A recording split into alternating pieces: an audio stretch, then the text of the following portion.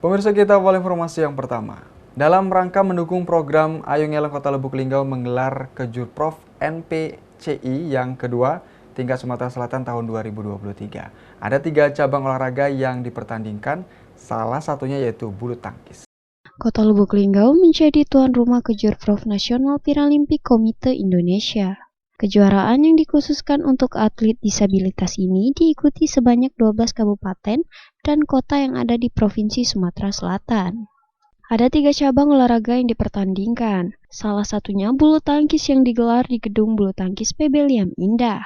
Event yang berlangsung sejak tanggal 24 hingga 29 Mei 2023, cabang bulu tangkis ini memiliki klasifikasi lower 3, lower 4, SS6, dan upper 5 dengan jenis pertandingan tunggal dan ganda putra maupun putri. Panitia bulu tangkis disabilitas Suhartomo mengatakan, dalam kejuaraan ini tidak ada batasan usia dan untuk pesertanya disabilitas semua.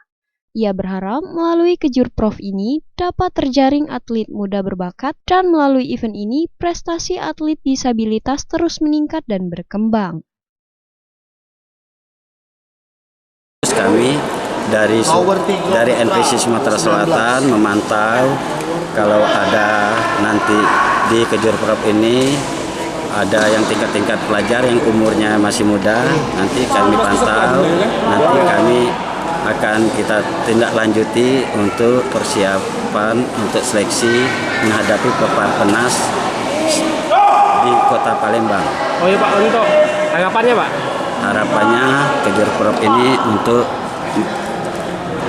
harapannya untuk meningkatkan prestasi dan pengembangan olahraga disabilitas di Sumatera Selatan. Tim Liputan, Silam Pari TV.